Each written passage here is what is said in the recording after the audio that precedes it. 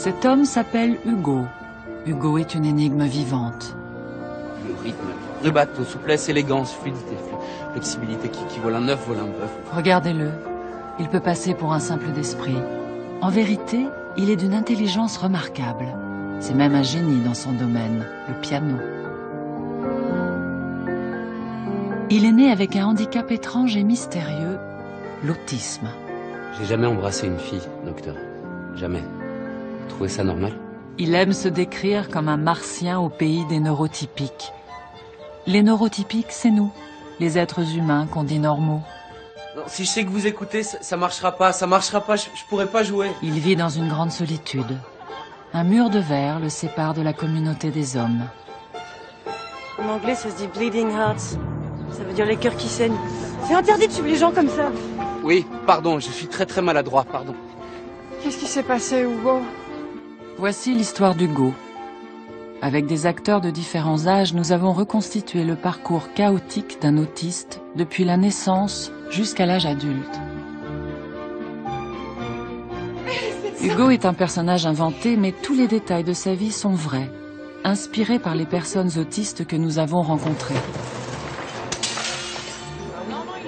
Tu veux ma photo?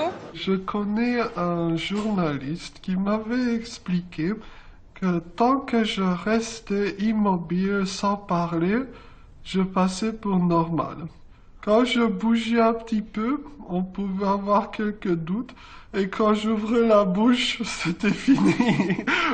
Comme Hugo, Joseph Chovanec était considéré comme un enfant retardé. Jusqu'à l'âge de 6 ans, il n'a pas dit un mot. 15 ans plus tard, il a fait Sciences Po, il est docteur en philosophie et il parle 7 langues. Valentin et Paul sont frères, ils sont tous deux autistes. Ils partagent un don étonnant pour la musique. L'aîné est un brillant violoniste et son petit frère un pianiste prodige. De nombreux parents se battent, jour après jour, pour sortir leurs enfants de la prison intérieure dans laquelle ils sont enfermés. C'est l'histoire de Raphaël, de Cyril, d'Alexis ou encore d'Anaé et Nathan, un frère et une sœur nés tous les deux avec le handicap de l'autisme. Dans la rue, il y a beaucoup de personnes qui nous regardent. Et moi, je suis vachement sensible, en fait. Et donc, du coup, je m'en prends à Nils. Je lui dis, arrête de te comporter bizarrement. Tu vois, tout le monde nous regarde. Moi, j'en ai marre. C'est pas de ma faute. Et donc, voilà. Je suis susceptible de ne pas plaire aux gens. Ils vont se demander pourquoi je suis comme ça, pourquoi j'ai un défaut.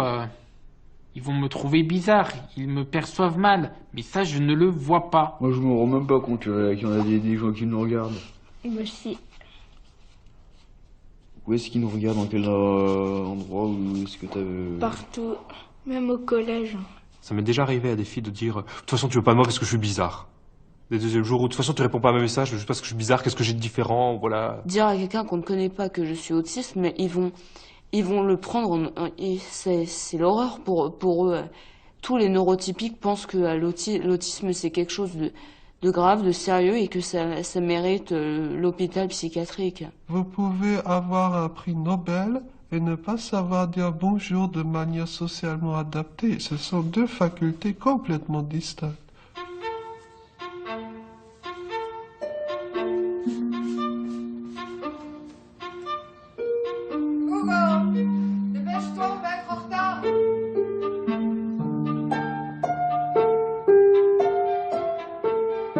À 22 ans, Hugo est un pianiste exceptionnel, du niveau des plus grands. Mais il vit enfermé dans sa chambre. Seule sa professeure de piano, Madame Mint, et sa mère, Elisa, ont eu la chance de l'entendre jouer. Aujourd'hui, pour la première fois de sa vie, Hugo participe à un concours international de piano. Calme-toi, mon canard. Mon canard, tout va bien se passer. Fais comme moi. Oui, ça va bien se passer. Oui, allez. Les doigts dans le nez. Voilà. Les doigts dans le nez. On croise les doigts dans le nez. Je suis navré, Madame Mine, vraiment navré, mais je suis pas totalement sûr que ça va être possible. Non. Pas sûr du tout, non, ça va pas être possible, n'est-ce pas? Le bateau, le rubato, tout le monde aime le rubato. J'adore le rubato. Souplesse, élégance, fluidité, flexibilité. Rubato.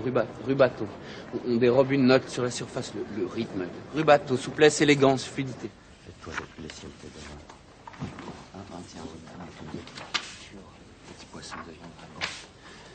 Tiens, ça, c'est des longueurs de temps plus que force.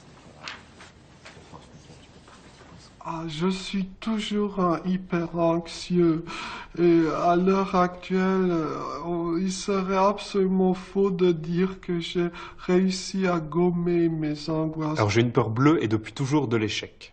Je ne supporte pas avoir une mauvaise note, je ne supporte pas de rater quoi que ce soit. De rater un train, c'est une forme aussi d'échec, ça m'est déjà arrivé. De rater un concert. Monsieur Hugo Tilly, la sonate au clair de lune de Beethoven.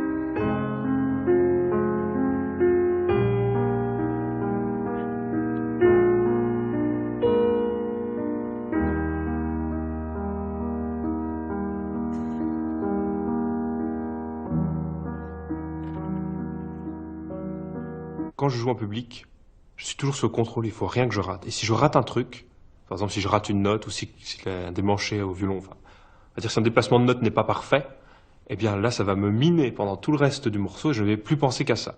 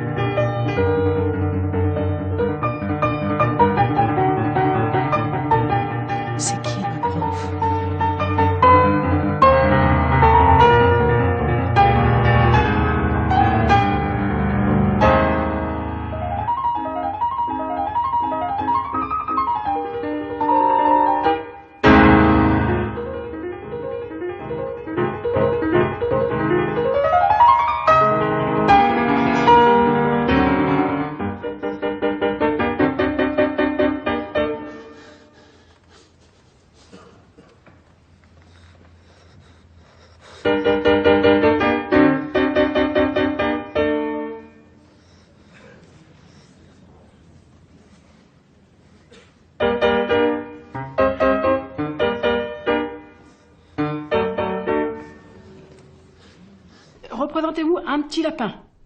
C'est la fin des vacances au milieu de l'autoroute. Et ça circule, et ça circule, et ça circule. Et on est tétanisé. On regarde le monde autour de nous. On est incapable d'agir. Et puis il y a les phares de la voiture qui avancent. Chez lui, tout est démesuré. Et toujours dans... Il amplifie tout. En fait, s'il est angoissé, c'est vraiment l'extrême.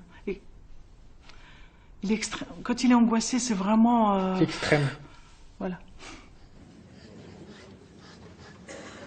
Les gammes en dièse mineur s'enchaînent de quinte juste en quinte juste. La mineur, si mineur, U dièse mineur, Fa dièse mineur, Ré dièse mineur, Sol dièse mineur, Fa dièse mineur. Est-ce que Hugo a cours avec Madame Mint à 17h30? Non, Madame, l'horaire a changé. Vérifiez le tableau d'affichage. Chaque nouvelle tonique est la dominante de la gamme précédente. Tout le monde vous le dira. C'est sur le tableau d'affichage. Qui va à la chasse perd sa place. Qui va à la chasse perd sa place. Qui va à la chasse perd sa place. Forcément, il perd sa place.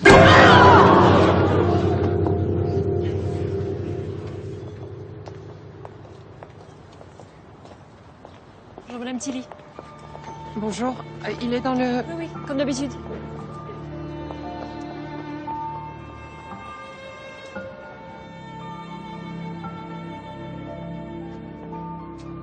Bonjour Hugo.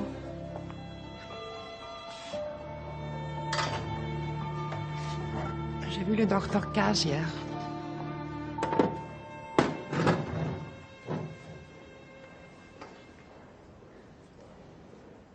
Je lui dis que tu étais une vraie pipelette d'habitude.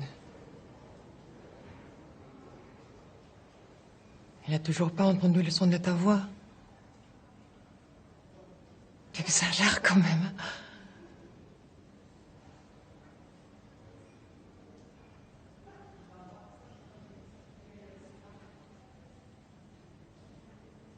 Il y a de nombreuses formes d'autisme. Environ un tiers des autistes souffrent d'un retard mental et une partie ne parlera jamais. Hugo, lui, est atteint du syndrome d'Asperger, qu'on appelle aussi autisme de haut niveau. Il y a 600 000 autistes aujourd'hui en France, dont 100 000 enfants.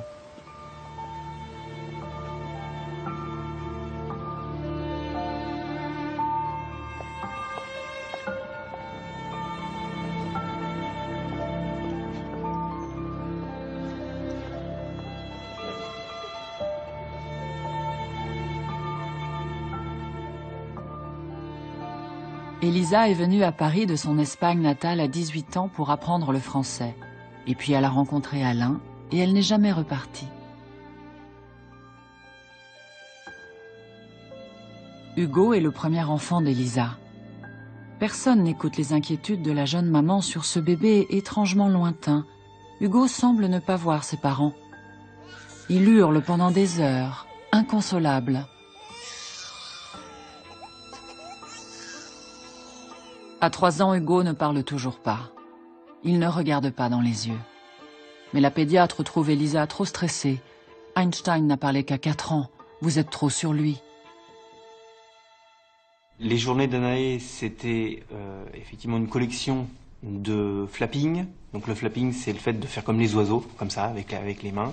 Sa vie était rythmée par ce que nous appelions à cette époque-là des TOC, qui étaient au nombre de 27 pour une journée et qui généraient à chaque fois des crises si on ne cédait pas à ce qu'elle voulait.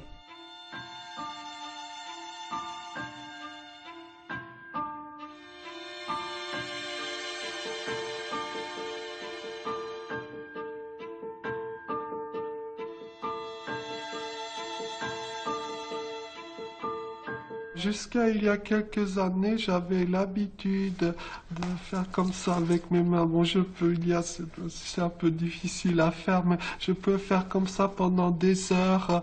Et quand la personne que j'ai en face de moi racontait quelque chose d'intéressant, j'accélérais le mouvement, quoi. Je ne me rendais pas compte que cela pouvait être gênant pour mon interlocuteur. Anaé, à cet âge-là, ne savait pas marcher, elle ne savait que courir.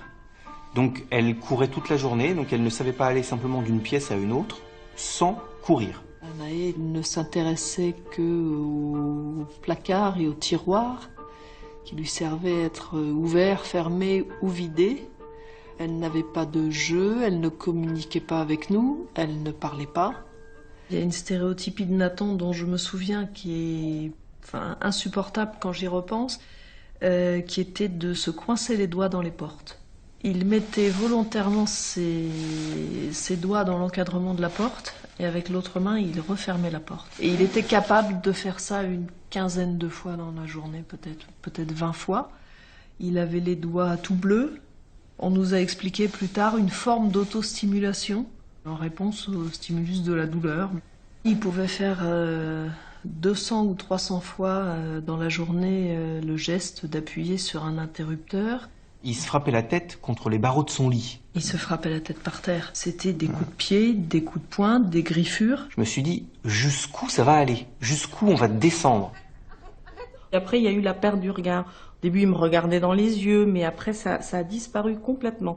C'est-à-dire que, en fait, il y avait un enfant avec des yeux vitreux, et puis on dirait que c'était qu'une enveloppe, qu'il n'y avait personne dedans.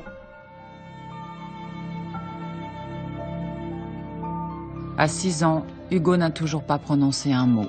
Ça suffit ce cirque. Hugo, tu t'assois, sinon tu montes dans ta chambre.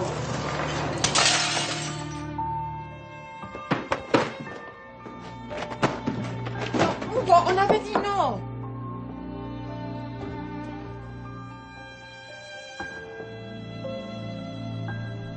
20 ans, ne supportait pas qu'on le touche. En fait, c'était pas qu'il voulait pas être avec nous. C'était que on a compris, maintenant au fil du temps, que le contact physique lui posait un problème. Ça lui faisait mal. Quand c'est un bébé, on a envie de le prendre dans ses bras, de le couvrir de bisous. Et elle tendait les bras. Elle était comme ça et elle tendait les bras.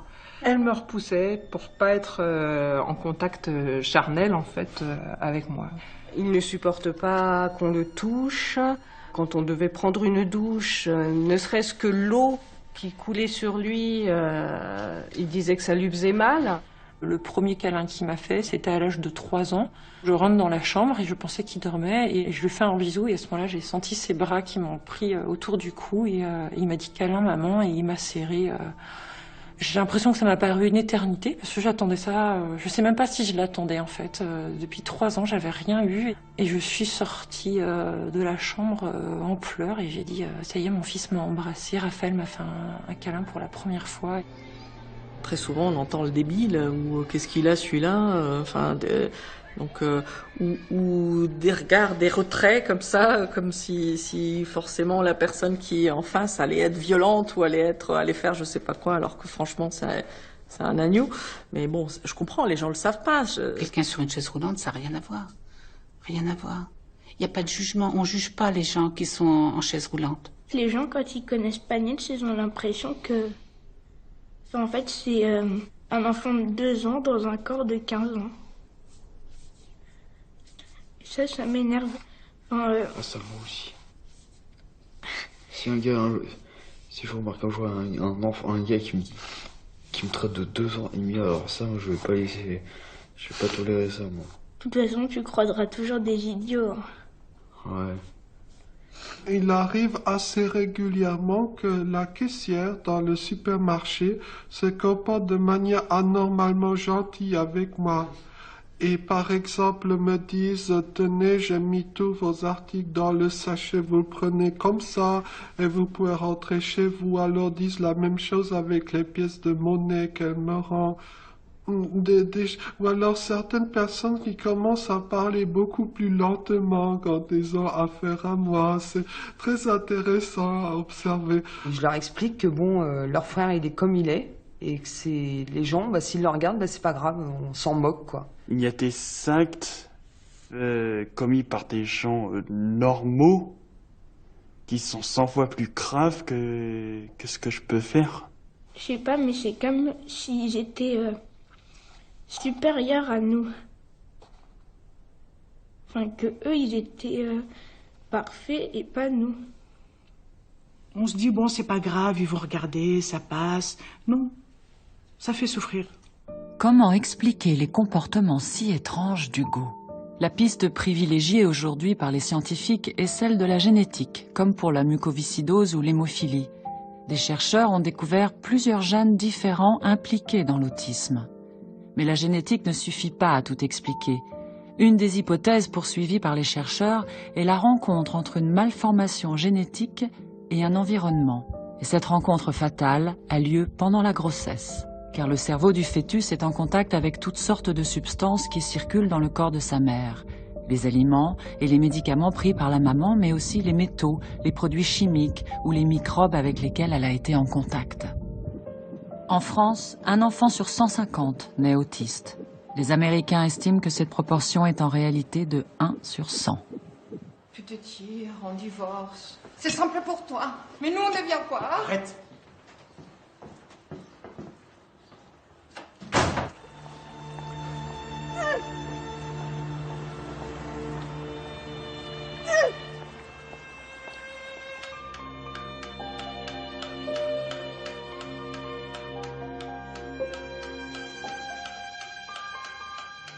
Hugo, regarde-moi.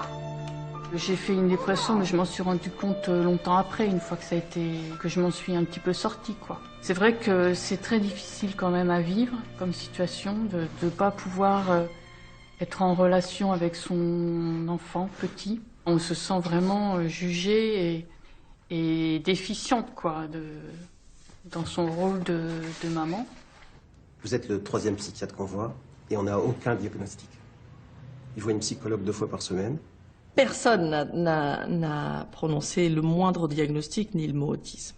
Ça, je l'ai entendu pour la première fois dans un forum quand j'ai tapé « Mon fils crie toute la journée ». Il me disait aussi que Rodrigue parlerait jamais, parce que, et ça je me le suis pris en pleine figure, parce que je lui donnais pas envie de parler. Anaë est une petite fille qui a été conçue par fécondation in vitro. C'était une petite fille qu'on avait trop désirée et qu'on en avait fait l'enfant roi. Et donc c'était pour ça qu'elle ne nous obéissait pas et qu'elle ne cherchait pas à communiquer avec nous. Oui, mais madame, ces problèmes sont liés à votre histoire. Vous avez été déracinée de votre pays, c'est normal. Remettez-vous, voilà. Il n'y a rien d'autre. Il sort son zizi en pleine séance, donc je lui dis, comme je lui ai dit d'habitude, écoute, tu ranges ton zizi dans la couche. C'est ni lieu ni moment. Le soignant m'a sauté sur cette occasion pour me dire attendez, c'est très intéressant ce qui est en train de se passer. Vous en êtes où avec la masturbation? Qu'est-ce que vous en pensez chez l'enfant? Est-ce que ça vous gêne? Pas un moment, elle a émis un diagnostic. C'était nous, les parents indignes. On n'était pas normaux, quoi. Il y avait quelque chose qui faisait que Raphaël avait dévié de son parcours à cause de nous. C'était un enfant qui avait besoin qu'on lui serre la vis. C'était une question de limite qu'on ne lui donnait pas. Voilà. Donc on a été vraiment montré du doigt d'une manière très violente. Et nous, on l'a ressenti vraiment comme une maltraitance. Ça fait 10 ans et je ne suis pas encore remise de ça. Et en plus, je sais que ce pédopsychiatre, elle est encore en activité et qu'elle continue sur cette lancée. Donc ça me met encore aujourd'hui très en colère. Je pense qu'il a un retard mental sévère. Le langage, il ne faut pas que vous ayez trop d'espoir. À mon avis, il va rester non-verbal. Parfois, quand on arrive chez un psychiatre et qu'on lui évoque le syndrome d'Asperger, il répond « mais c'est un truc américain » ou des remarques de ce type qui quand même donnent à réfléchir ou à pleurer comme on veut. Et c'est assez inquiétant. Et quand on compare cette situation avec celle qui prévaut dans d'autres pays où tout le monde connaît le syndrome d'Asperger, en Angleterre, en Nouvelle-Zélande, où vous arrivez chez votre boucher, votre boulanger, et vous dites « je suis Aspi », tout le monde sait de quoi il s'agit. Jusqu'aux années 40, les enfants autistes sont considérés comme des débiles profonds. Ils sont laissés à l'abandon dans les hôpitaux psychiatriques et souvent maltraités. En 1943, le psychiatre américain Leo Kanner rencontre dans son service ces enfants étranges, comme coupés du monde. Il fait une découverte extraordinaire. Ces enfants sont en réalité intelligents. Certains ont un vocabulaire étonnant, d'autres sont surdoués en calcul mental. Tous ont une incroyable mémoire. Fasciné, il les baptise autistes et décrit leurs activités et leurs gestes très répétitifs. Il écrit « Ces enfants ont un désir anxieux et obsessionnel d'assurer l'immuabilité des choses ». La conclusion de Leo Kanner est très audacieuse. Ces enfants, affirme-t-il, sont venus au monde avec une incapacité biologique innée à développer des contacts affectifs. Ainsi, dès le début, l'idée d'une origine biologique de l'autisme était bien présente. Un an plus tard, en 1944, un psychiatre autrichien, Hans Asperger, va lui aussi se passionner pour ces petits génies enfermés en eux-mêmes. Il démontre qu'ils sont supérieurement intelligents et fait tout pour rééduquer ces enfants, qu'on appellera désormais autistes Asperger. 20 ans plus tard, un homme va émouvoir le monde entier avec le drame de l'autisme. C'est un psychiatre américain, Bruno Bettelheim. Lorsqu'il publie en 1967 « La forteresse vide » sur l'autisme infantile, il ne sait pas encore que ce livre va être lu partout dans le monde, en particulier en France. Le psychiatre aime exposer ses théories à ses petits patients. Il leur explique que les enfants autistes se conduisent comme les prisonniers des camps de concentration. Il va jusqu'à comparer leur mère aux tortionnaires nazis. C'est son propre traumatisme qu'il raconte, car Bruno Bettelheim est un rescapé des camps de la mort. Il affirme « Comme les déportés, les enfants autistes ont été soumis à la cruauté de mères froides et sans amour, les mères réfrigérateurs. Ils n'ont pas eu d'autre solution que de se retirer de la réalité, de s'enfermer en eux-mêmes. Mais Bruno Bettelheim n'est pas qu'un théoricien. Il lance un défi, guérir ses enfants en les séparant de leurs parents. Il prend la direction de l'école orthogénique de Chicago. Pendant des années, il va accueillir des générations d'enfants autistes sans jamais parvenir à les guérir de cette maladie étrange. Un échec qu'il ne reconnaîtra jamais. Pourtant, en 1985, quelques années avant sa mort, il est témoin d'une véritable bombe qui s'abat sur la communauté psychiatrique mondiale. 2 chercheurs américains, les docteurs Margaret Bowman et Thomas Kemper, autopsient le cerveau d'un jeune homme autiste mort à 29 ans. Pour la première fois, leur étude montre des anomalies indiscutables par rapport à un cerveau normal. Encore plus intéressant, il prouve que certaines anomalies n'ont pu apparaître qu'avant la naissance. On naît autiste, on ne le devient pas. Le travail de Bowman et Kemper n'est que le début de nombreuses découvertes prouvant l'origine biologique de l'autisme. Enfin, une lueur d'espoir pour tant de parents d'enfants autistes maltraités par les psychiatres. Un soir, je me suis dit, faut que cet enfant parle parce qu'il a assez de voix pour crier, donc il va falloir qu'il parle. Allez, Hugo, chocolat. Et je me souviens qu'il voulait un gâteau, donc j'ai pris la chose où j'étais sûre qu'il avait absolument envie. Je lui ai dit, si tu veux le gâteau, il va falloir que tu me dises merci. Non. Chocolat. Chocolat. Allez, Hugo, je sais que tu peux y arriver. Chocolat. J'ai pas cédé, il a fini par aller dormir sans son gâteau. Donc j'ai énormément culpabilisé ce soir-là. Et le lendemain, je me suis dit, quitte à tromper, je vais me tromper jusqu'au bout. Je continue et je lui ai dit, si tu le veux, il va falloir que tu me le demandes. Et à ce moment, il me l'a pris, il m'a dit, merci.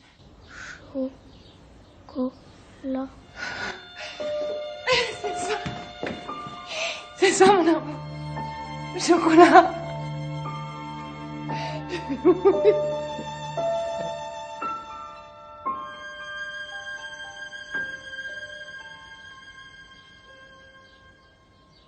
Pourquoi Hugo évolue-t-il différemment des autres enfants?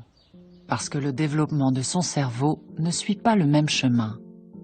Mais un cerveau, c'est quoi exactement? Tout simplement le plus fabuleux circuit électrique du monde, constitué de 100 milliards de neurones et de plusieurs millions de milliards de connexions électriques. Grâce à l'imagerie médicale, on peut voir la trace d'une pensée ou d'un sentiment. Ce n'est pas un souffle immatériel, c'est un signal électrique dans le cerveau. À 3 ans, l'enfant possède 2 fois plus de connexions électriques qu'à l'âge adulte. Avant cet âge, le cerveau est une véritable éponge. Par exemple, il capte tous les mots qu'il entend et apprend à parler. Le cerveau immature a des allures de jungle. Pour continuer à se développer, l'enfant doit y mettre de l'ordre. Entre 3 et 6 ans, il élimine des milliards de neurones et de connexions électriques qui ne lui sont pas indispensables. C'est ce qu'on appelle le tri neuronal. L'enfant se spécialise pour devenir un être social qui communique et s'adapte à la vie en société. Il élimine les connexions neuronales qui ne sont pas stimulées. Par exemple, tous les bébés naissent avec l'oreille absolue et ils la perdent. Hugo, comme les autres enfants autistes, n'a pas effectué correctement le tri neuronal. Il a gardé trop de neurones et trop de connexions. Et c'est ce qui rend ses apprentissages si difficiles. Le jour où je l'ai mis à l'école, là, ça m'a sauté aux yeux, sa différence. Il s'est mis dans un coin de la classe, avec les mains sur les oreilles. Et tous les jours, ça s'est répété. C'est-à-dire que dès qu'il arrivait dans la classe, il se mettait au même endroit que la veille, les oreilles bouchées. Et si on l'approchait, il criait. Il ne supportait pas qu'on s'assoie trop près de lui, qu'on le touche. En fait, on me refusait à tous les jeux. Et je ne jouais jamais avec les autres dans la cour. Je n'ai pas le souvenir une seule fois à l'école primaire d'avoir fait un jeu en collectif, d'un cours de récréation. Donc j'étais vraiment très très isolé socialement. J'étais considéré comme l'enfant bizarre de la classe. En garde, capitaine Crochet, je te ferai rentrer ces mots dans la gorge. Les enfants perdus, appelez la fée Clochette. Parfait, parfait, parfait.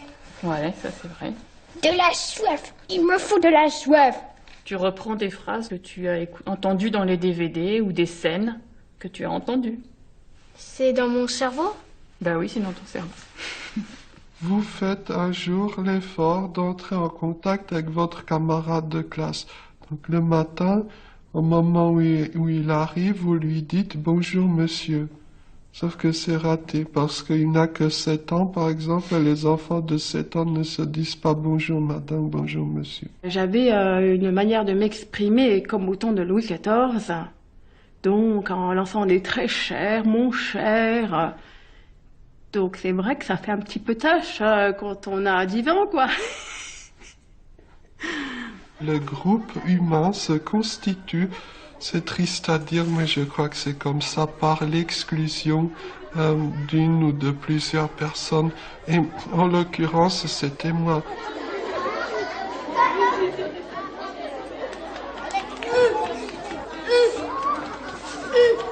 Et il devait me prendre quelque part plus pour un animal que pour un être humain.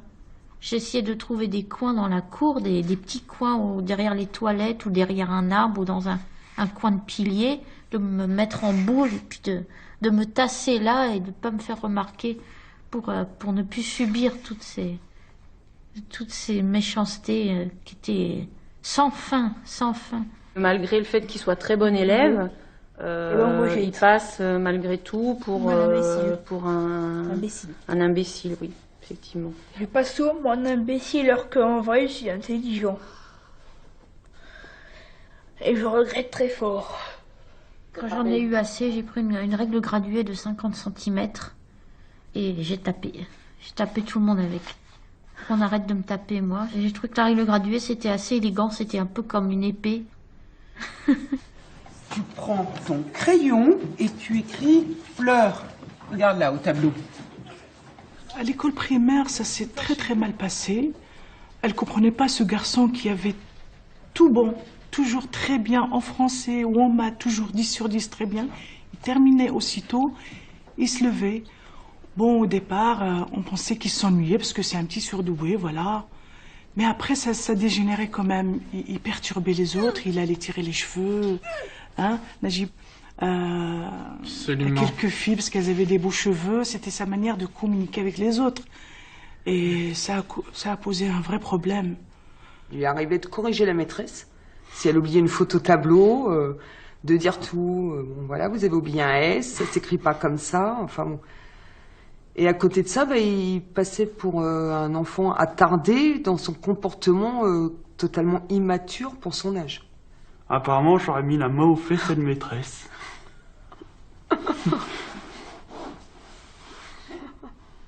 À la fin de mon année de grande section, tout le monde, à commencer par ma maîtresse, voulait que je redouble parce que je n'avais pas du tout les compétences requises pour passer en CP.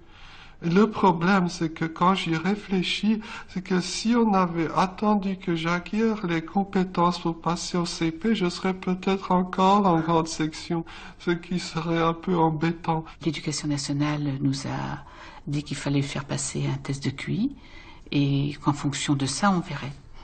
Le QI étant normal, très au-dessus de la normale, donc il est passé en CP. Il aurait eu besoin à ce moment-là d'un AVS, des choses qui n'existaient pas à ce moment-là, faire plutôt à son rythme et quelqu'un qui l'aide. Donc il y a eu une commission en fin de CP et le résultat de la commission a été de dire qu'il devait quitter l'école et c'était du coup la médecine qui allait s'occuper de lui.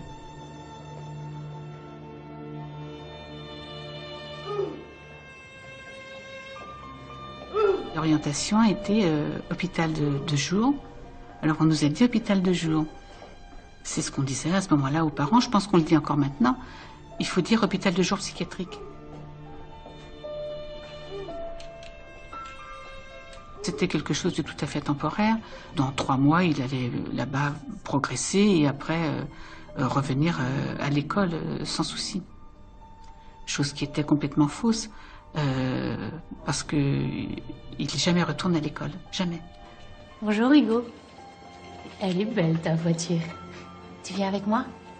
Vous venez le récupérer à 17h? On va aller jouer avec les autres enfants. À ce soir, mi amor. Je viens te chercher ce soir. Il est resté jusqu'à l'âge de 18 ans en hôpital psychiatrique pour enfants, ensuite hôpital psychiatrique pour adolescents et ensuite EMPRO, externat médico-professionnel.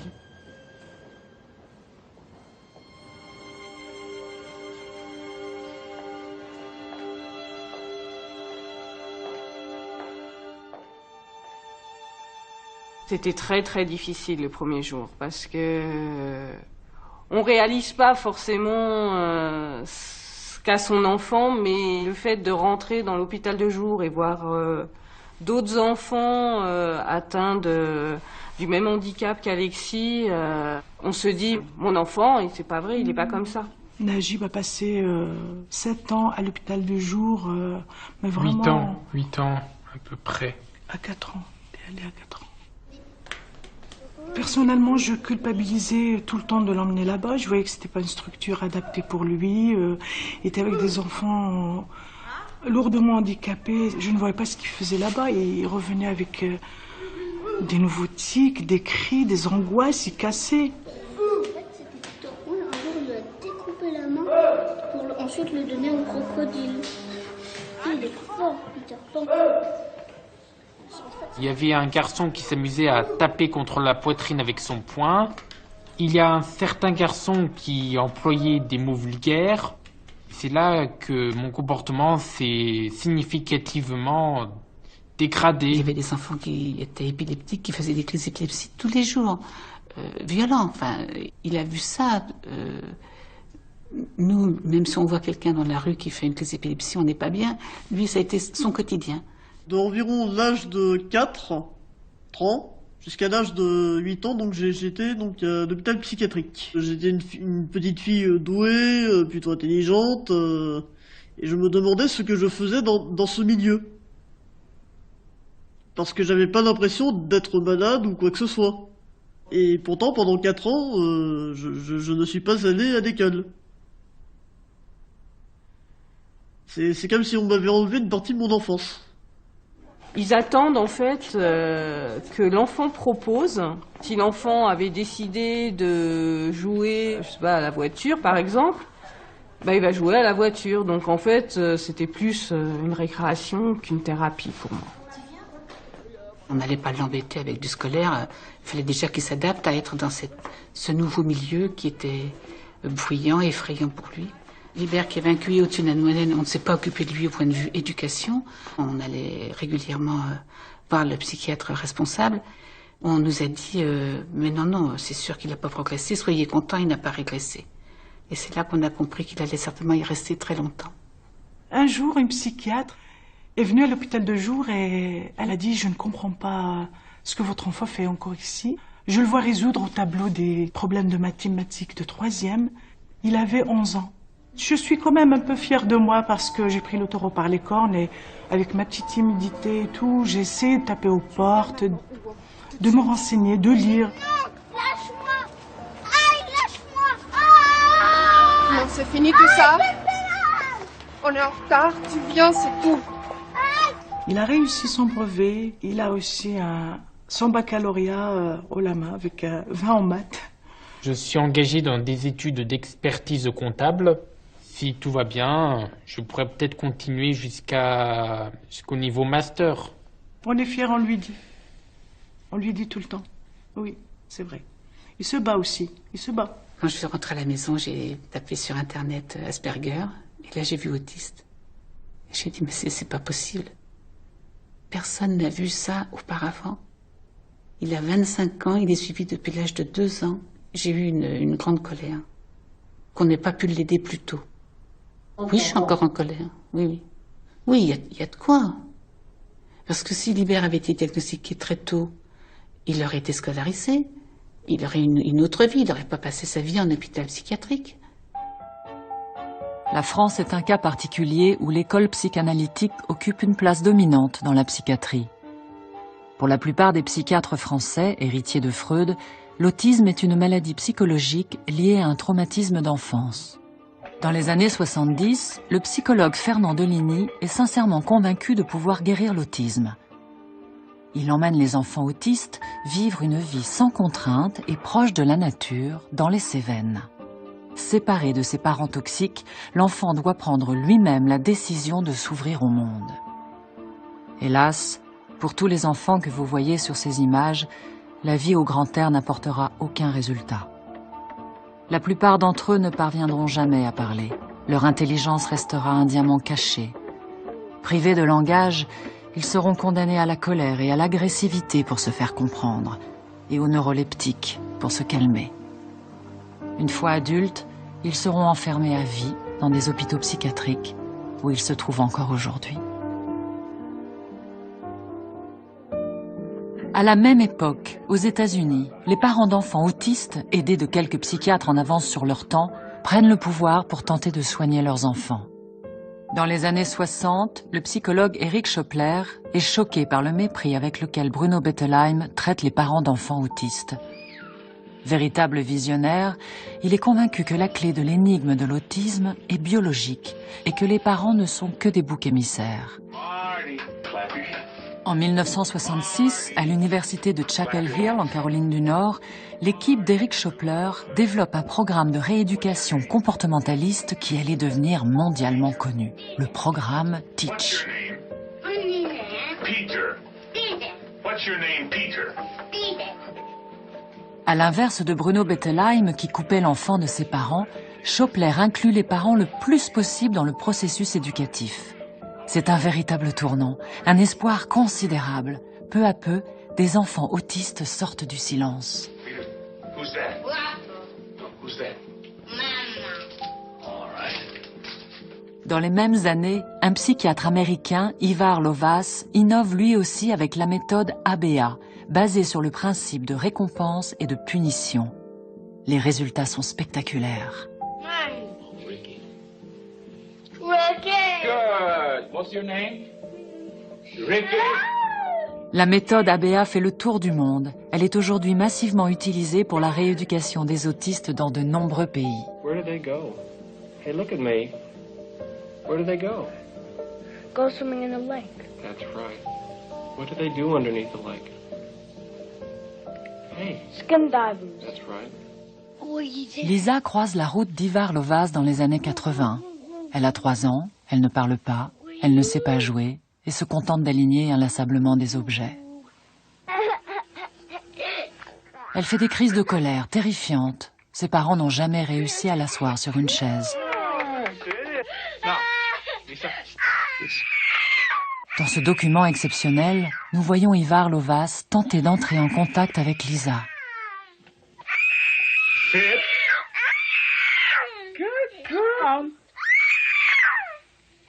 Après des heures et des jours de travail, il va réussir à la faire s'asseoir. Cet accomplissement qui semble dérisoire est en réalité un pas immense. Oh, that's good sitting.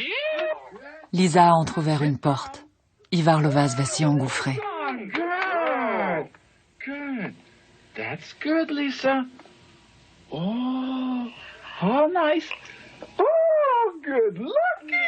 How good looking, Lisa. Bientôt, Lisa prononce ses premiers mots et commence à s'ouvrir au monde.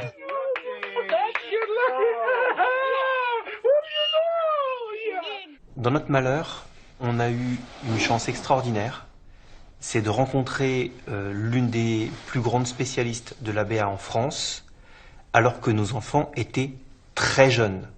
Elle s'est très vite rendue compte que les enfants ne savaient pas imiter.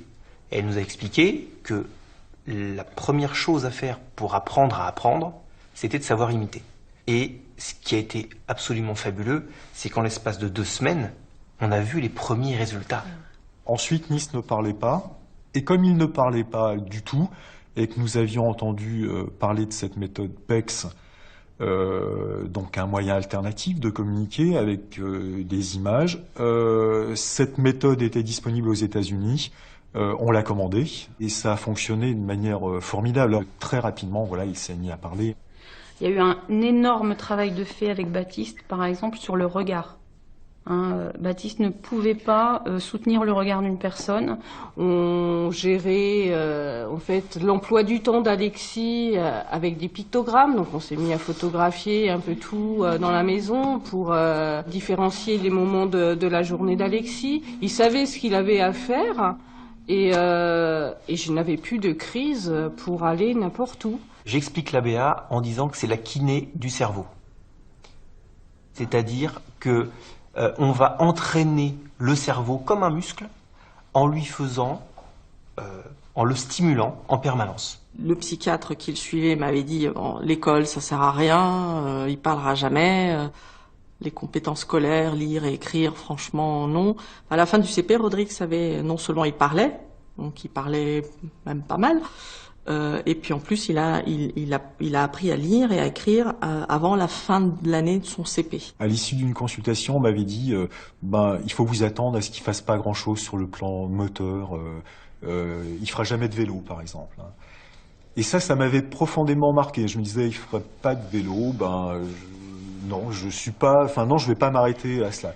Et Nice a fait du vélo à 3 ans, ce qui est largement une performance si je compare aux autres. Il écrit. Il faut pas oublier qu'il savait pas prendre le moindre objet. Il est en CP, il a toujours une AVS, naturellement. Il parle très bien. Il a appris à lire tout seul. Je voudrais faire cardiologue parce que ça sauve la vie des gens et on met des pacemakers. Ça peut être bien parce que maman et ma tata, elles ont des soucis de cœur toutes les deux. Aujourd'hui, véritablement, on ne peut plus la distinguer d'une petite fille ordinaire. Il y a trop de bruit, les enfants, il y a trop de bruit. Qu'est-ce qui se passe, Hugo? Je sais pas, j'y arrive pas, ça marche pas. Mais bien sûr que si, tu vas y arriver. Regarde-moi. Tu l'as fait hier. Pourquoi ça serait différent aujourd'hui? Bon, les enfants, vous allez terminer la première ou la deuxième pour ceux qui sont déjà en avance. Après, on fait la troisième qui est au tableau, d'accord? Maintenant, je veux plus rien entendre. On travaille dans le silence. Exactement. Bon, Hugo, regarde. Prends ton crayon, on va la faire ensemble. Alors, très bien, tu l'as bien écrite. 85 que divise 5. En 8, combien de fois 5? Contre l'avis des médecins, Elisa retire Hugo de l'hôpital psychiatrique et se bat avec l'éducation nationale pendant des mois pour lui faire réintégrer l'école. Et maintenant, regarde. L'institutrice, qui a accepté de prendre Hugo dans sa classe et de l'aider, fait sans le savoir de la kiné du cerveau. C'est la retenue. Comment Hugo réussit-il à rattraper son retard scolaire? Grâce à une propriété extraordinaire qu'on appelle la plasticité cérébrale. Nous modifions en permanence nos réseaux de neurones en fonction de ce que nous vivons et de ce que nous apprenons. Il faut imaginer le cerveau comme un réseau routier qui peut se faire et se défaire à volonté. Apprendre à jouer du piano entraîne une modification de l'architecture de notre cerveau. Les pianistes créent des connexions entre les neurones qui n'existaient pas avant et qu'on ne trouve pas chez les non-musiciens.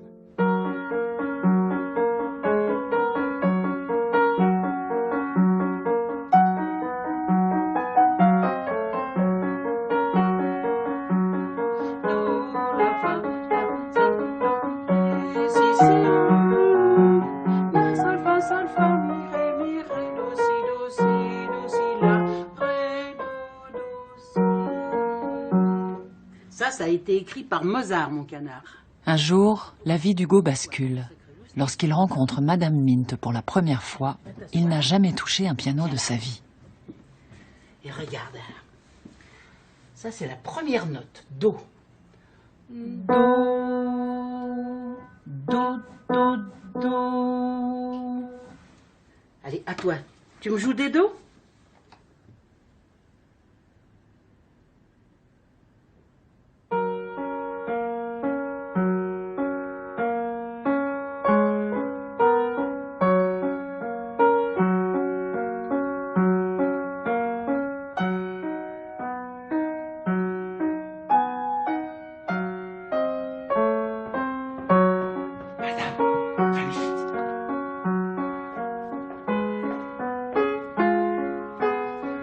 par cœur, c'est incroyable.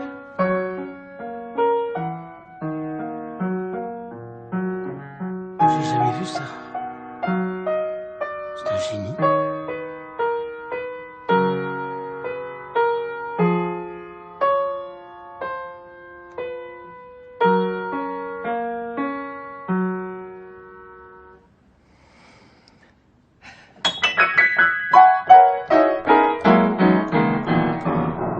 Je joue du piano depuis l'âge de 4 ans. Je suis en 5e année de solfège au conservatoire de Nancy. Quand j'entends une musique, je la reproduis au piano. Des fois, pas tout le temps. Il s'installe au piano, il pose les mains et le morceau il vient comme ça tout de suite.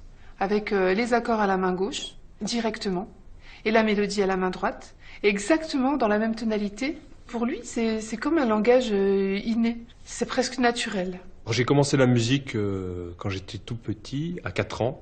Donc j'ai commencé le violon. La prof que j'avais là-bas a trouvé que je progressais bien, parce que j'ai eu l'oreille absolue depuis toujours. Au bout de 4 ans, de 4 années de pratique instrumentale avec ce professeur, il m'a dit, moi, là, il a dépassé le niveau technique que je peux lui enseigner. Je ne peux plus rien faire. Il n'y avait pas 36 solutions, il a fallu déménager. La prof de piano, elle a tout de suite été très étonnée parce qu'elle a pensé, elle nous a dit, il a certainement l'oreille absolue. Elle a souvent les larmes aux yeux parce qu'il a entendu le morceau une semaine avant et il l'a pas joué entre-temps et il le rejoue parfaitement.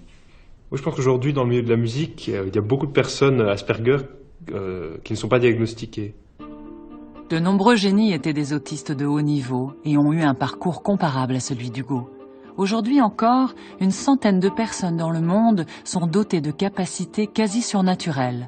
Plus de la moitié de ces génies sont autistes. Daniel Tammet, un Asperger anglais, est capable de réciter 22 514 chiffres après la virgule du nombre pi sans erreur. Il utilise ce qu'on appelle la synesthésie. Il voit des nombres avec des formes colorées et se promène dans un paysage de chiffres en couleurs. Le spectre autistique est lié à un excès de connexion dans le cerveau. Ce que dit Daniel Tammet d'ailleurs, on a souvent, et moi en tout cas j'ai une manière de penser extrêmement associative, qui fonctionne par des liens, des enchâssements d'images, où du coup c'est pas du tout une pensée qui va s'agencer logiquement ou selon une logique standard. Ça va être une pensée qui va se faire par un réseau de 1000 façons à la fois.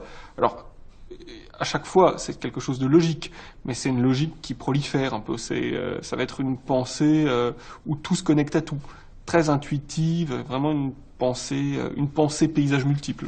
Comme j'avais tendance à me couper du monde extérieur dans mon monde intérieur, j'avais une énorme place pour mémoriser beaucoup de choses. J'ai su lire très tôt, par exemple. Je lisais même le dictionnaire. J'avais retenu une bonne partie des définitions et je pouvais donner la définition de mots très compliqués. C'était un peu comme si j'étais branchée sur le savoir universel. Il y a même une assistante sociale qui l'a reproché à ma mère une fois. Elle a dit, votre fille est trop culturée, vous la forcez à ingurgiter des informations, vous allez lui faire mal. On en rit encore. Cette même maîtresse qui avait dit à ma mère qu'il fallait me mettre en institution parce que je savais écrire Égypte et Mozart sans aucune faute, à l'âge de 3 ans à peu près, et compter, ainsi que compter de 1 à 150 à l'endroit et à l'envers. Il apprenait en fait d'autres langues, le chinois, des choses comme ça. Il avait tout inscrit dans un petit carnet qu'il avait, il était très content. Alors ça passait du chinois, du suédois, du russe, enfin on avait eu droit à cette époque-là à beaucoup de choses.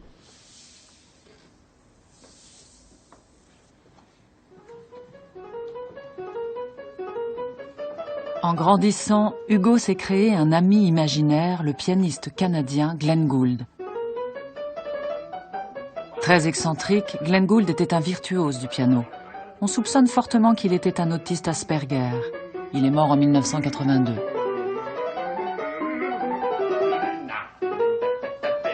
Hugo vénère le talent de Glenn Gould et il entretient de grandes conversations avec lui.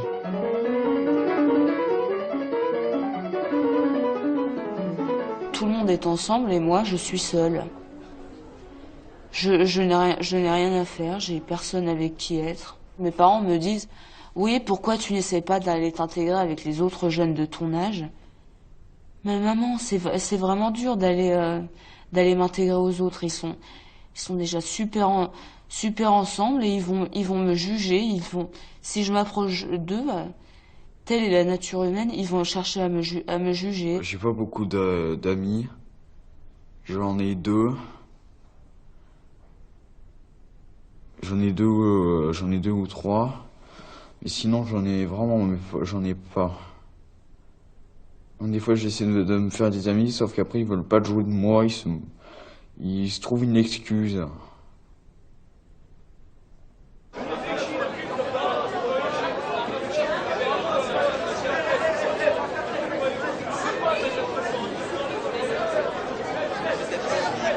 Bah oui, c'est pas normal. C'est pas normal.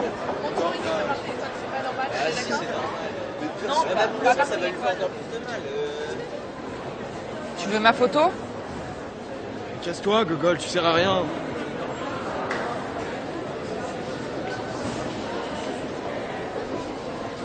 Je comprends pas pourquoi les gens me repoussent dès la première fois. Alors j'ai rien dit, Enfin si, j'ai dit bonjour. Je pense que c'est moi la gêne parce que c'est moi qui suis née avec une tare et pas les autres. Donc c'est comme si c'était de ma faute. Nils a du mal à se faire des amis parce que, en fait, à notre âge, pour être accepté, il faut être, insolent, déjà être habillé en marque, faut pas avoir de bonnes notes, faut pas être un tout petit peu différent. Ce serait comme une honte, en fait, de rester avec quelqu'un, comme ils appellent ça, avec un triso, quoi. Donc du coup, il reste dans son coin.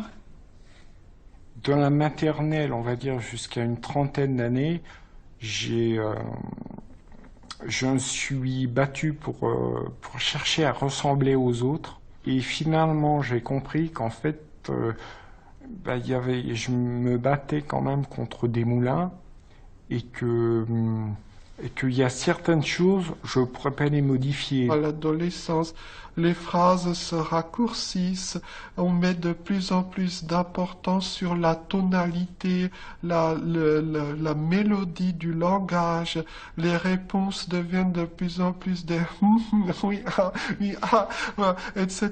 Et les autres visuels comprennent ce langage, alors que pour moi c'est un langage particulièrement difficile. Dans un film qui s'appelle La ligne rouge, l'acteur principal c'est Sean Penn et à un moment un autre acteur lui pose la question: est-ce qu'il vous arrive de vous sortir seul des fois?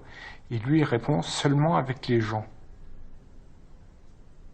Et voilà, pour moi c'est pareil.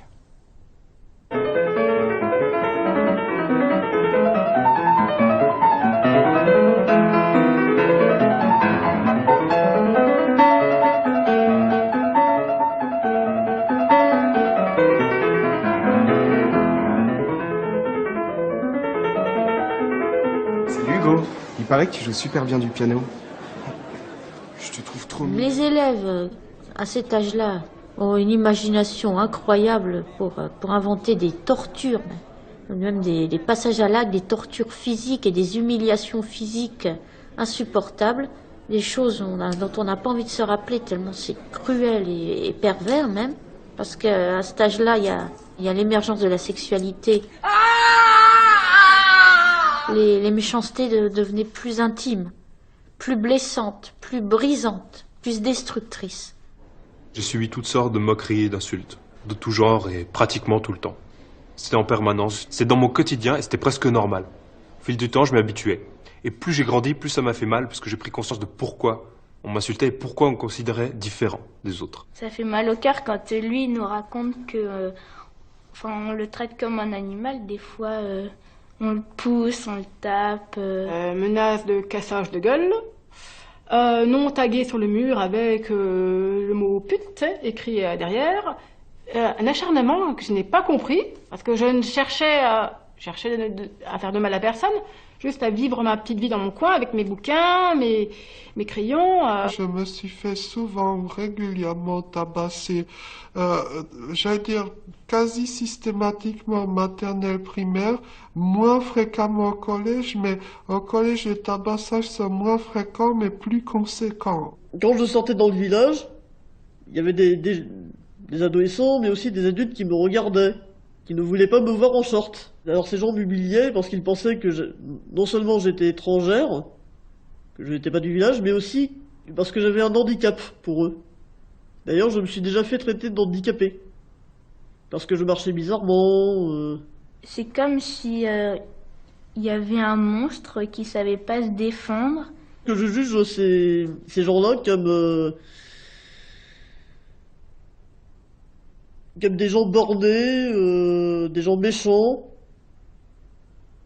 qui m'ont fait traverser une période très, très difficile et très sombre.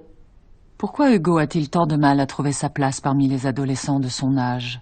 Peut-on expliquer scientifiquement ses maladresses, sa timidité pathologique, son étrangeté? Au début des années 90, des scientifiques italiens font une découverte stupéfiante. Voir quelqu'un rire ou pleurer active les mêmes endroits du cerveau que lorsque nous rions ou pleurons nous-mêmes. C'est l'effet incroyable de ce qu'on appelle les neurones miroirs. Et le plus fascinant, c'est que ça ne passe pas par la pensée. C'est un mécanisme automatique, comme si les cerveaux des deux personnes étaient branchés en direct. Chez Hugo, comme chez tous les autistes, les neurones miroirs sont beaucoup moins actifs. Hugo a de la peine à lire les expressions des visages et l'émotion qui s'y reflète. C'est toute une partie de la communication avec l'autre qui lui échappe. Maintenant, j'essaie de faire plus d'efforts pour lire les expressions du visage d'une autre personne. Bon, même si je ne suis pas toutes des expressions, bien sûr, parce que je pense qu'il y en a des milliers. Enfin, je ne saurais pas dire le nombre. Puis nous, les Asperger, on ne sait pas si les gens sont gentils ou pas. Moi, je fais confiance aux gens. Je vais pas voir si la personne est sincère quand elle me parle. C'est ce qui rend l'apprentissage des codes sociaux si difficile pour lui. Hugo n'est pas lié avec les autres êtres humains de façon instinctive, comme nous. On peut parler d'une véritable cécité sociale. Il y a par exemple une règle sociale qui définit de manière assez précise à quelle distance vous vous mettez de votre interlocuteur. Et comment est-ce que vous voulez calculer au centimètre près cette distance-là? C'est très compliqué, c'est un vrai casse-tête pour les personnes avec autisme. Dans un repas, quand les gens parlent et que j'ai rien à dire, si je m'embête, je pars. Je calcule pas, je m'en vais. Comme ça, je pense que c'est gagnant pour tout le monde. Sauf que ça l'est pas parce que les gens, après je remarque que les gens me regardent de travers, disent mais ça se fait pas de faire ça. Bon, parfois c'est vrai que je veux dire assez souvent, je dis j'espère que je m'éloigne pas trop dans la conversation. J'espère que je ne vous fatigue pas, excusez-moi. Je dis souvent merci aussi. Plus que la moyenne. Je pense que en étant super poli, bon, je vais être plus accepté. Bon, peut-être que parfois ça peut embêter la personne aussi. Hein. En fait, je dis oui à tout, en fait. Enfin, pour aider. Et je vois pas que c'est moi qui ai besoin d'aide. Arrête! Quoi? Ça. Et puis les balancements. Et parler tout seul. Tu le fais dans ta chambre si tu veux pour te détendre. Mais au collège, tu contrôles. Tu le fais plus. Plus du tout. J'avais demandé justement à ce qu'il y ait, si c'était possible, une rencontre au lycée pour que les élèves de la classe, ceux qui étaient volontaires, lui disent ce qu'il fait dans son comportement qu'on vienne pas vers lui. Qu'est-ce qu'il doit corriger dans son comportement qui paraît bizarre au vu des autres, quoi. Et l'année dernière, une jeune fille lui avait dit faut que tu arrêtes de te tirer les peaux de la lèvre, faut que tu arrêtes de parler tout seul. Ouais. Peut-être que comment il y a certaines choses que je prends très mal et peut-être qu'avec du recul, je réfléchirai dessus, mais voilà quoi, c'est un truc à tenter quoi. J'ai eu une orthophoniste dès l'âge de 13 ans et qui m'a appris beaucoup de choses comme l'art de la conversation, comment répondre au téléphone et la tactique pour intégrer un groupe d'amis, si on peut dire. L'orthophoniste ne peut pas t'apprendre à avoir confiance en toi. Il ne peut pas t'apprendre t'apprendre à croire que tu es toi-même quelqu'un de bien. Ouais. Ça, c'est toi-même qui dois le découvrir. Bonjour Romain, c'est Hugo. Bonjour Romain, c'est Hugo. Après le fiasco du concert et son séjour à l'hôpital psychiatrique, Hugo vit cloîtré dans sa chambre en compagnie de son ami Glenn Gould.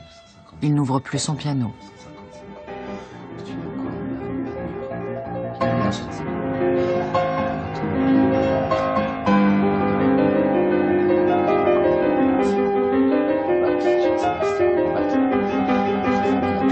Non, pas d'oreille. Non, madame, cet enfant n'a pas d'oreille. Aucune oreille, c'est une absolue...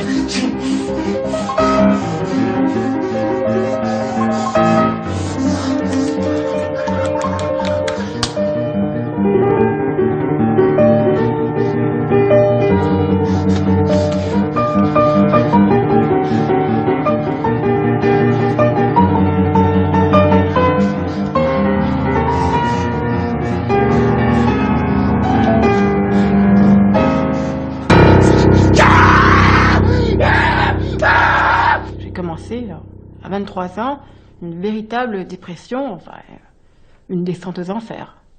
Quand j'étais au premier étage de mon collège, il m'arrivait de me pencher un peu au-dessus de la rambarde et de me dire est-ce que je pourrais mourir si je sautais de là. Donc, oui. C'est affreux parce que je le savais pas tout ça.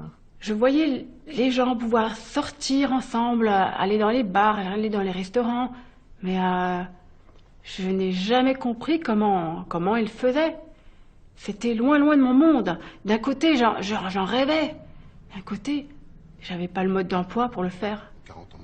Alors qu'Hugo est en train de sombrer, un homme va lui sauver la vie. Le docteur François Germain est un psychiatre passionné par les neurosciences et un spécialiste des autistes Asperger. Donc, toi, ta passion, c'est le piano? Mais tu veux pas faire de la musique ton métier, c'est ça? Ben, je sais pas, le piano, ça m'obsède beaucoup trop, vous voyez. Je peux passer des heures sur le même morceau, j'oublie tout, j'oublie de manger, j'oublie ma mère. Je peux plus vivre comme ça, vous voyez. Vous savez que j'ai 22 ans et que j'ai jamais... que j'ai jamais embrassé une fille. Jamais. Vous trouvez ça normal? Excuse-moi, maman. Ma mère n'aime pas que je parle de ça, ça la rend triste. Parce qu'elle pense qu'aucune fille voudra jamais de moi. J'ai jamais dit ça, moi. Laissez-le parler, madame. Pourquoi j'aurais pas le droit d'être amoureux, docteur? Et non seulement tu as le droit, mais c'est une nécessité. On a besoin d'être amoureux. Pour se construire, pour avancer. Ah oui, j'aimerais beaucoup ça. Et puis je veux trouver un travail aussi. J'ai peur de devenir clochard, SDF, dans la rue. Je suis intelligent, je peux travailler, être utile. Bien sûr. Bah, si tu veux, on va réfléchir ensemble à une stratégie pour trouver un travail, non? En seconde, je me suis posé un tas de questions. Je ne m'étais jamais posé auparavant. Je me suis dit, voilà, pourquoi pour les autres c'est si facile d'avoir des histoires? Alors que pour moi, ça n'est jamais arrivé. J'avais déjà essayé plusieurs fois avant la seconde, mais après ça a continué, ça a échoué au lycée encore plus lamentablement qu'avant. J'ai tout retourné contre moi, de toute façon c'est ma faute, je suis un bon à rien, je n'ai rien à faire dans cette société. Voilà, ça allait jusqu'à des idées noires, bon je vais pas détailler, mais en tout cas c'est très très difficile. Puis à côté de ça c'était la question que je me posais, mais à côté je tentais toujours ma chance, parce que ma seule obsession, en première surtout, c'était de faire comme les autres, c'est-à-dire d'avoir une histoire, quelle qu'elle soit. Et là ça a échoué lamentablement sur absolument toutes les tentatives que j'ai faites. En première, il n'y en a pas une qui s'est bien soldée. Mais pas une. En plus, j'en ai fait pas mal, je n'ose pas vous le dire le nombre, mais c'est assez hallucinant. 50 filles que j'ai essayé d'approcher, voilà. Et ça n'a jamais abouti à quoi que ce soit.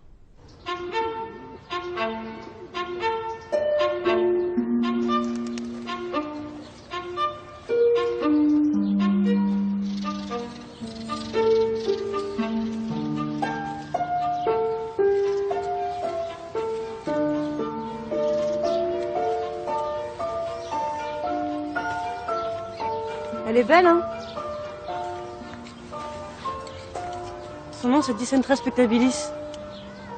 En anglais, ça se dit Bleeding Hearts. Ça veut dire les cœurs qui saignent.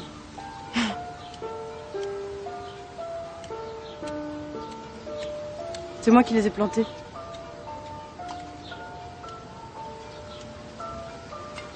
Normalement, elle préfère l'ombre. Bon, là, il y a un peu trop de soleil. C'est mon chef qui a voulu que je les mette là. Moi, je pense que c'est pas une bonne idée.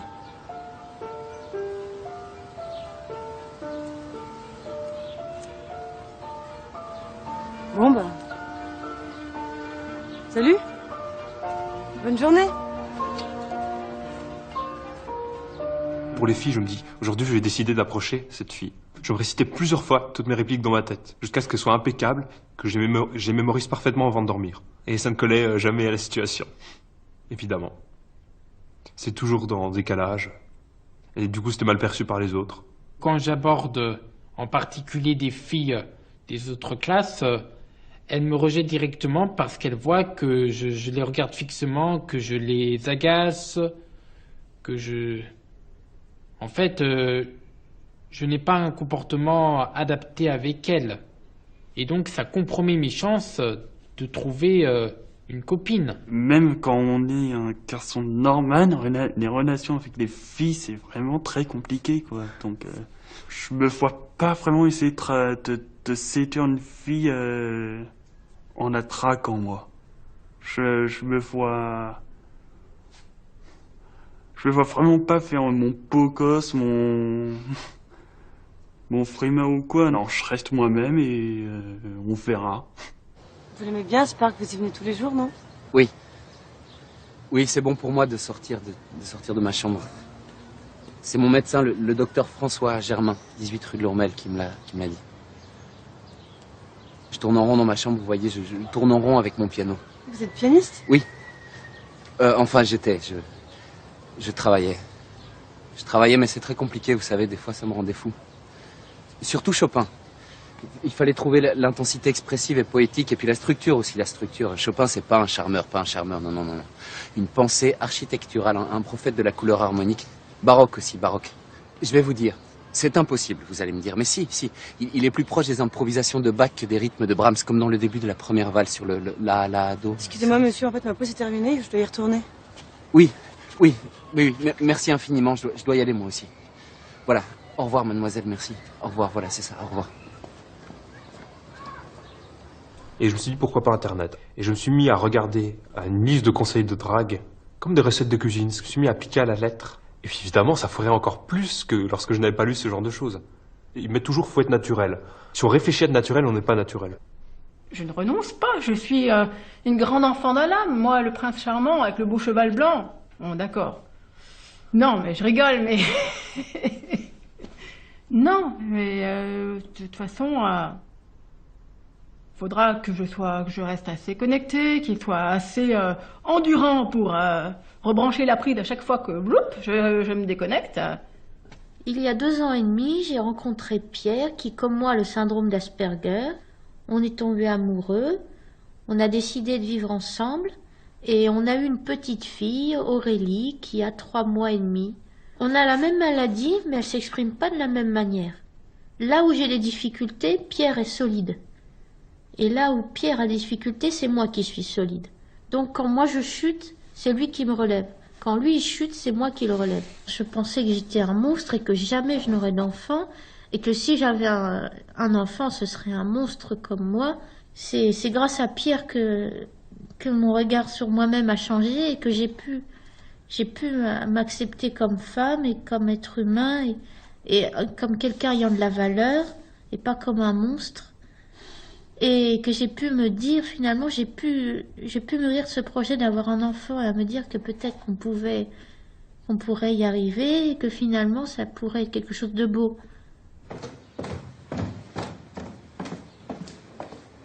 Tu veux pas ouvrir les coins de la chemise? Ça fait vraiment bizarre comme ça. Non, tu sais bien, j'aime pas. T'inquiète pas, maman, tout va bien se passer. Aujourd'hui, pour la première fois de sa vie, Hugo va passer un entretien d'embauche.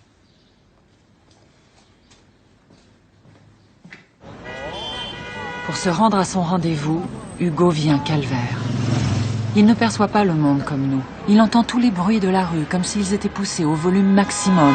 Il voit tous les détails autour de lui de façon très nette, sans faire le tri.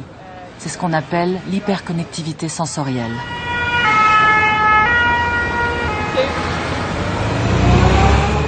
Hugo est totalement stressé et épuisé.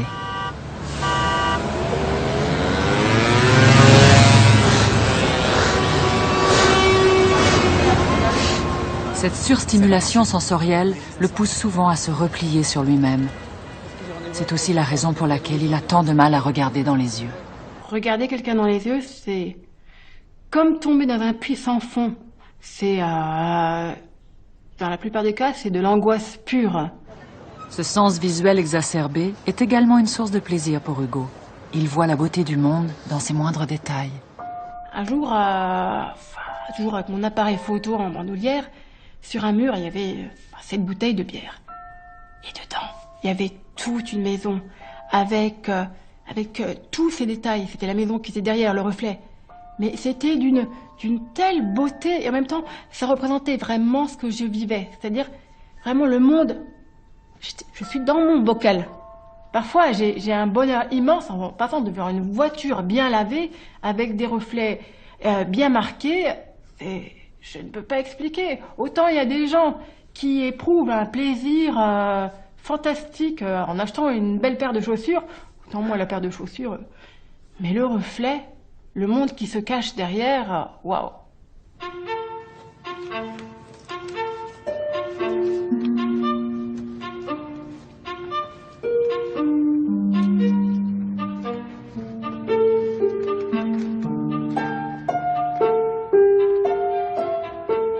Monsieur ?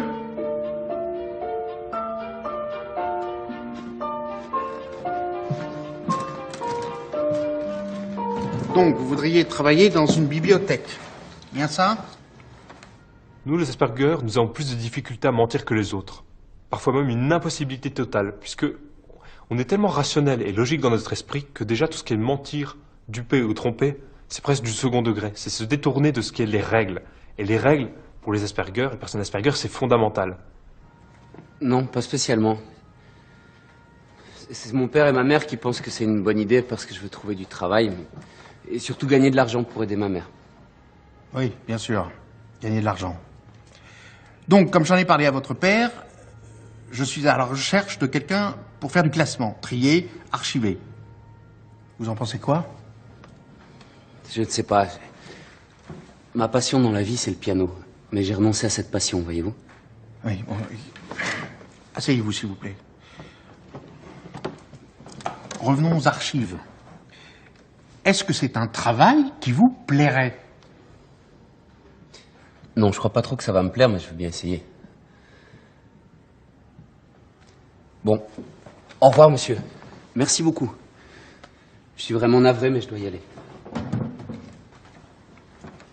L'exemple type d'une réplique inadaptée lors d'un entretien d'embauche, c'est par exemple de dire au patron ou au futur patron « Qu'est-ce que ça pue ici ?» Il y a une seule certitude, il ne deviendra pas votre patron. Je me souviens, j'avais fait quelque chose d'analogue avec l'un de mes psychiatres. Je lui avais dit que ça puait dans son cabinet et il n'avait pas dit un mot, mais à la fin, il avait augmenté mes doses de neuroleptiques. Pourquoi Hugo se conduit-il parfois de façon aussi excentrique ? À cause d'une région primordiale du cerveau appelée les lobes frontaux. Situés en haut du cerveau, les lobes frontaux sont la partie qui s'est développée le plus tard dans l'évolution des espèces. Les lobes frontaux ont permis à l'homme de devenir le roi du monde. C'est là qu'on trouve le cortex préfrontal, le chef d'orchestre du cerveau. C'est ce chef d'orchestre qui nous permet de nous comporter en être raisonnable, capable de prendre des décisions et de faire des choix. Le cortex préfrontal nous permet de contrôler notre comportement en inhibant notre cerveau émotionnel. Lorsqu'Hugo commet une erreur au concours de piano, la peur l'envahit et il est incapable de contrôler cette peur, de passer à autre chose. C'est comme si tout son cerveau se grippait, comme si à ce moment-là, le chef d'orchestre était tout simplement absent. Les chercheurs parlent d'une surabondance de neurones ou de connexions pas assez efficaces entre les lobes frontaux et les autres parties du cerveau. Je vois mon cerveau en fait comme un coffre à jouets. Toutes les idées sont là, mais elles sont en vrac. On ouvre le coffre en fait et on cherche une idée, mais on ne sait pas où elle est. Donc on est obligé de tout sortir. Ce qui fait que, comme je sors toutes les idées, on va dire que toutes les idées fusent dans ma tête les unes après les autres. Elles ont leur cheminement propre. Oui, ça fait un peu comme des trains d'idées qui me traversent la tête en permanence. Et au bout d'un moment, ils finissent par être tellement nombreux, ces trains, qu'il y en a qui finissent par se percuter. Et pour moi, ça crée une sorte de flottement. C'est-à-dire que tout d'un coup, je ne sais plus où j'en suis. Une autre conséquence pour Hugo est qu'il voit les arbres et pas la forêt. Il va raconter un événement dans ses moindres détails au lieu d'aller à l'essentiel, ou se souvenir de tous les détails d'une pièce, mais ne pas l'avoir vue dans son ensemble. J'ai toujours eu du mal à me reconnaître dans un miroir. Personnellement, je me vois comme justement une femme puzzle, quelqu'un de fragmenté. Ma vision est fragmentée, je suis fragmentée. Mon appartement, par exemple, juste un exemple, quand je veux le ranger, mon appartement, il faut d'abord que je prenne les photos des endroits. Parce que je vois pas l'ensemble.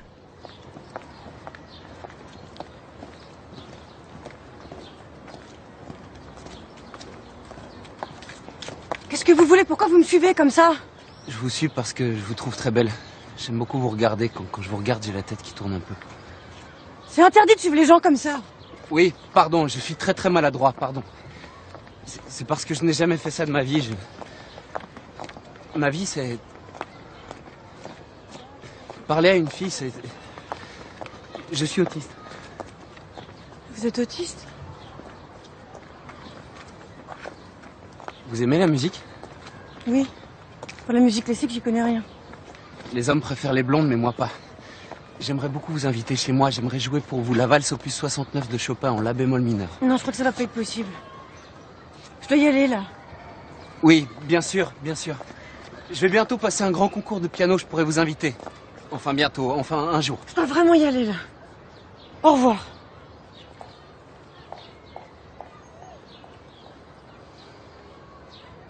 Il y a des personnes qui acceptent « Ah, t'es autiste !» et puis qui commencent à parler comme si on était débiles. Comme si on était vraiment... Oh là là là là. Là, c'est peut-être l'attitude que je supporte le moins. C'était une toute petite entreprise avec simplement le père et le fils.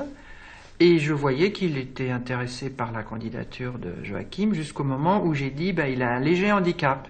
Et à ce moment-là, il y a eu une espèce d'effarement dans le regard, et puis ça a été terminé.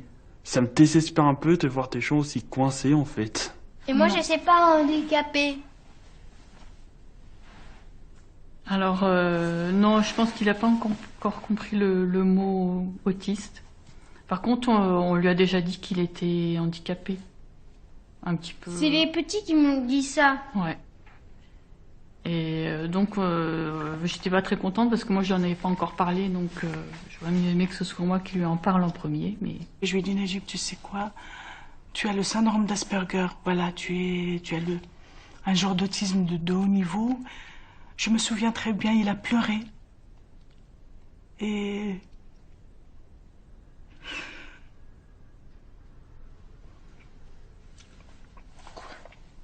Il a pleuré. Il m'a dit, maintenant, maman, je ne suis pas comme les autres. Et qu'est-ce que je vais faire maintenant? Donc on s'est regardé dans les yeux et... Qu'est-ce qu'on va faire maintenant?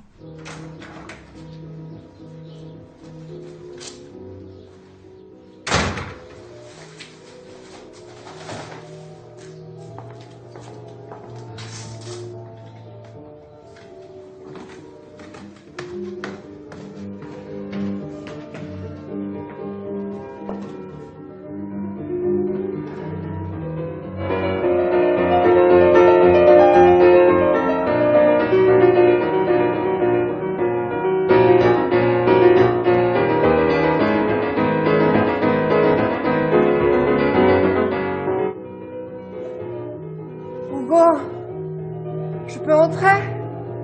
Non, surtout pas, je peux pas jouer si t'es là. Ça me fait tellement plaisir de t'entendre jouer. C'est bon, mon chéri. sais, j'ai décidé de me réinscrire au concours de piano. J'ai une amie qui veut me voir jouer en concert.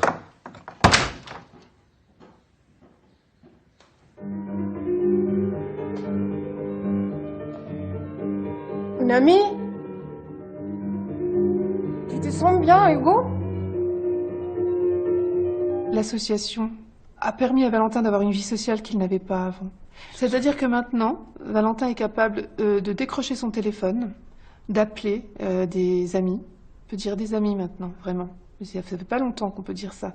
Et d'organiser des choses avec eux. Même si je reste pas un grand fan du téléphone et de l'organisation, je suis particulièrement oui, mauvais. mais pour les rencontrer, tu es capable de le faire. Ça veut dire qu'il y a un certain plaisir. Parce que moi qui décide de lieu, c'est jamais moi. Ça fait rien. On a tous du mal à décider, on se retrouve là en ville, qu'est-ce qu'on fait? Ça fait on rien, était ça trois fait et là on rien, s'est dit c'est- qu'est-ce qu'on fait? Si vous avez du plaisir à vous retrouver, vous êtes capable, toi comme les autres. Les autres, ils ont le syndrome d'Asperger aussi. Ça veut dire qu'eux sont capables aussi maintenant de décrocher leur téléphone, vous en êtes tous capables, et de vous donner des rendez-vous, de vous fixer des choses. Ça fait quelques années que je vais au café Asperger. Là, je me suis fait des amis. Asperger. Il n'y avait pas d'amis intimes, tu sais, pas d'amis. Son seul amour, c'était la musique. Et le piano de Glenn Gould, c'était un Steinway CD 318, il est au musée d'Ottawa. Il a arrêté sa carrière à l'âge de 32 ans, le sommet de sa gloire. Je me sens très proche de lui, tu sais, quand je le vois jouer dans les films, ce que je vois, c'est un homme qui fait l'amour à la musique. J'espère que je te choque pas. Non, non, pas du tout. Tous les autistes aiment se réfugier dans un domaine obsessionnel, ce que les médecins appellent leur intérêt spécifique. Parler de la musique est une source de plaisir intense pour Hugo. La musique classique est un monde où tout est en ordre, où tout est prévisible. Un monde qu'Hugo connaît sur le bout des doigts.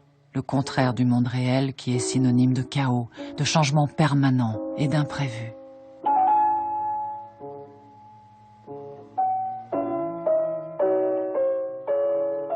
Pour participer au concours international de piano, Hugo doit prendre un rendez-vous pour un entretien préalable. Je dois aller à un rendez-vous, je me fais un film avant. Hein. Le problème, c'est que, personnellement, j'étais la reine des scénarios catastrophes, effectivement.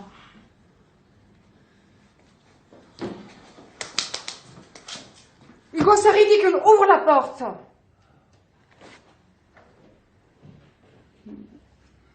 Oh, Hugo, je te fais une proposition.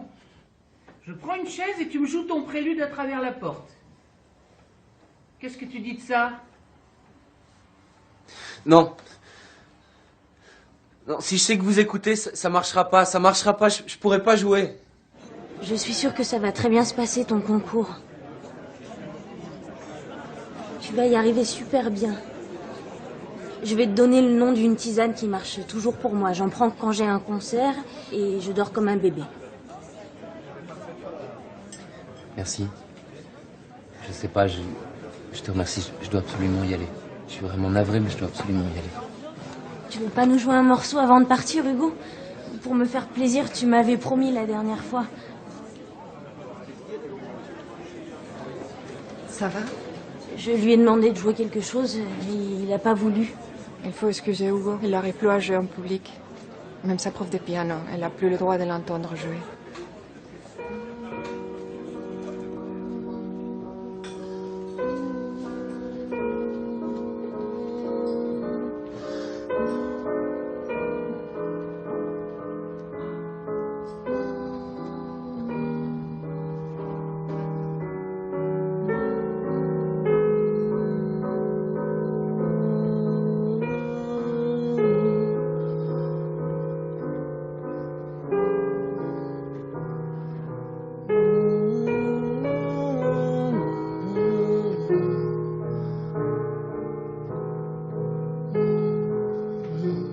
Ce qui vient de se passer sous nos yeux est un petit miracle. Un miracle créé par la gentillesse et l'empathie de Capucine.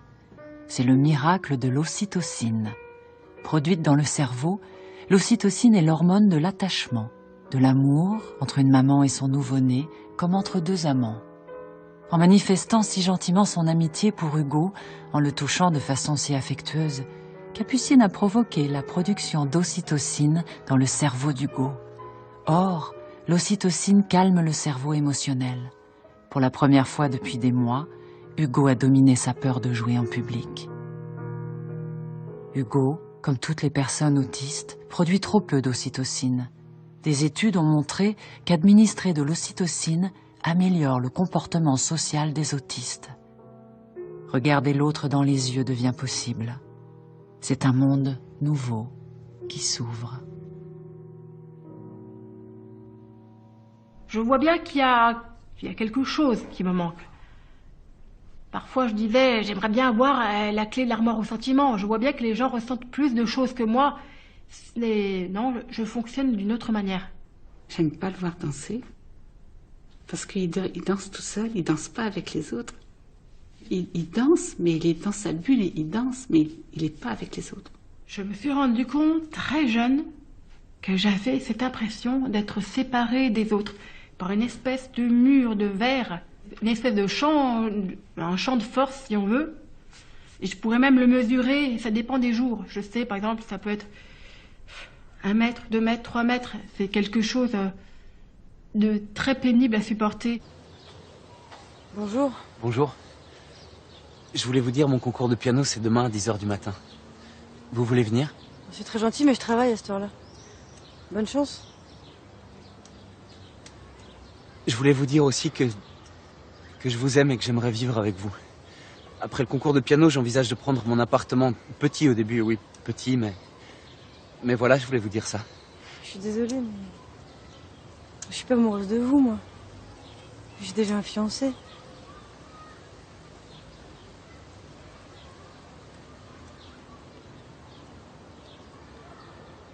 C'est parce que je suis bizarre? Non, pas du tout. Non. Mais enfin voilà, c'est ce que je vous ai dit, je suis pas libre. Au revoir. J'ai meilleur pour votre concours, je suis sûre que vous allez réussir.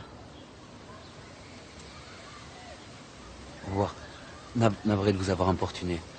Navré. Par rapport à la profession, je suis pas inquiète. C'est par rapport à la vie sociale que je m'inquiète. Où là, j'ai des raisons de m'inquiéter. Parce que pour l'instant, sa vie sociale, elle est... il y en a pas. Il est jamais invité aux anniversaires. J'espère qu'il passera pas sa vie tout seul, quoi, voilà. Parce que je connais plein d'Asperger avec à l'âge adulte qui ont quand même pas de vie de famille et pas de femme, pas d'enfants, voilà, qui sont quand même isolés et qui souffrent de ça. Donc c'est surtout ça que j'espère pour les enfants et pour Paul. C'est vrai que l'avenir, ça me fait souvent peur. Parce que souvent j'appréhende, c'est trop d'angoisse l'avenir. On n'arrive pas à imaginer comment va être son avenir. Le travail, la petite copine, la vie tout simplement, l'autonomie, la vie avec les autres. Ça nous fait peur.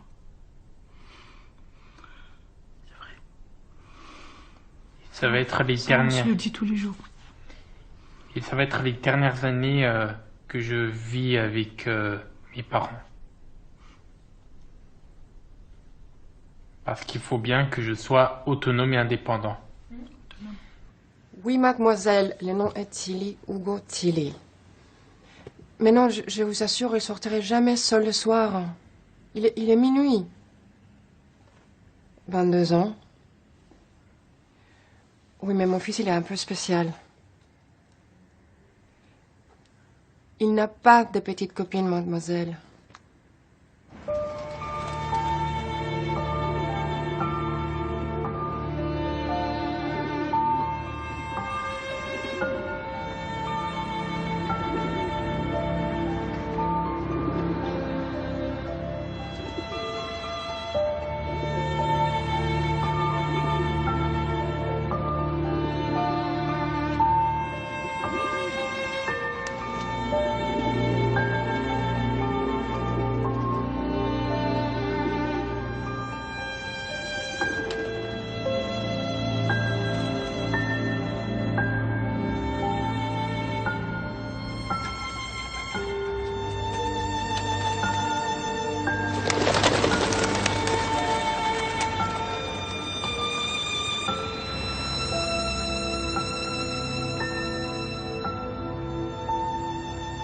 J'aime tellement les yeux bleus de Pierre qui sont bleus avec une étoile dorée au milieu que quand on s'est fiancés, je lui ai demandé de trouver une bague qui avait la même couleur que ses yeux. On plaisante aussi de son état, Maxime. C'est Bah quelque chose oui. qui est naturel à la maison. Oui. Alors peut-être ça peut choquer, Parce que bon, des fois, ça arrive qu'on plaisante. Comment oses-tu n'avoir pas honte de toi-même? C'est pas dramatique, hein. C'est comme ça, quoi. Comme je dis, voilà, il est pas sur un lit d'hôpital, bronché, en fin de vie. C'est pas grave, quoi. Hein? Bah ouais. Les moments de plaisir qui deviennent très rares à cause de ma charge de travail, mais c'est de pouvoir aller le soir en bibliothèque. Pourquoi le soir? Parce que c'est le moment le plus calme. Et si allez, je permets un peu de militantisme politique. Je suis pour l'ouverture très longue des bibliothèques le soir et même la nuit. Et ça, je trouve que c'est quand même un fantasme quasiment absolu, j'allais dire. Bah, mon rêve, c'est d'ouvrir un magasin de jeux vidéo. Moi, je serai le patron. Il y a un jour, on m'engagerait quelqu'un qui fera la caisse. Moi, je serai aussi conseiller. Je rêve d'avoir un étage dans mon magasin aussi. Pour les jeux d'occasion, je les mettrai en haut et je mettrai une super vitrine. Prenons le cas de certains autistes qui maintenant sont considérés comme ayant réussi, professeurs d'université, prix Nobel et je ne sais pas quoi. Très souvent, dans leur enfance, on disait d'eux qu'ils étaient complètement débiles et déficients mentaux et tout ce que vous voulez. On a tous la fameuse phrase du prof d'Einstein en tête. De cet enfant, jamais rien de bon ne surgira ou quelque chose comme ça. Donc, bon...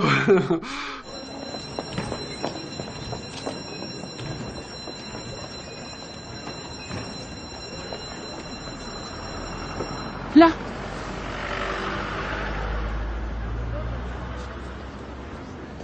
Qu'est-ce qui s'est passé, Hugo? Ça va, mon canard, t'es tout pâle.